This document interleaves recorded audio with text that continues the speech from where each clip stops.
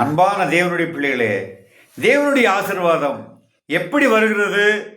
ஜெபித்தால் வராது, வேதம் வாசித்தால் வராது, வேதத்தை மனப்பாடம் செய்தால் வராது, துதி ஆராதனை செய்து தேவனோடு நீ நேரத்தை செலவிட்டாலும் வராது.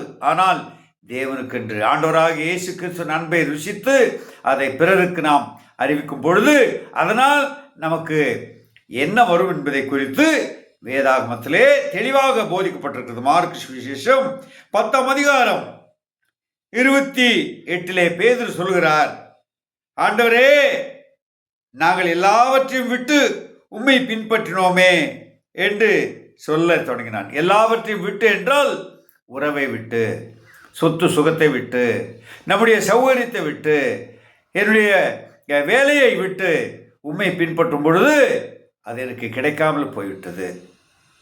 எனக்கு நீர் முக்கியம் என்று சொல்லி உம்மை பின்பற்றினோமே என்று சொல்லும் பொழுது ஆண்டவர் சொல்லுகிறார், அதற்கு இயேசு பிரதியுத்தரமாக, என்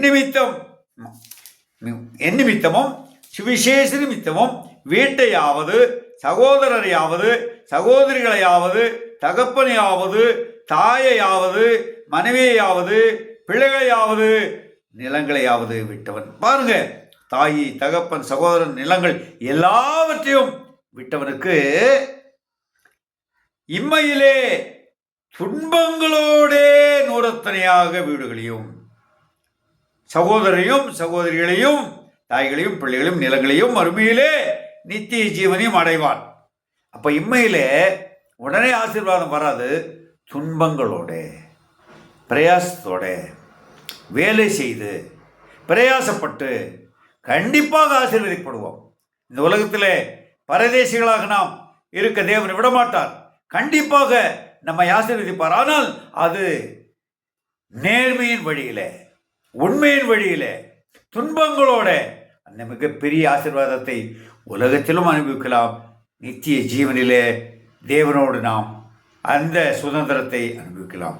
இப்படிதான் ஆசீர்வாதம் பெற வேண்டுமே தவிர நாம் ஷார்ட்கட்டில் குறுக்கு வழியில் ஆசீர்வாதம் பெற்று வாழ்வது அது மிகப்பெரிய ஆபத்து. தேவ பிள்ளைகள் சிந்தியுங்கள். தேவன் தாமே உங்களை ஆசீர்வதிப்பாராக. ஆமென்.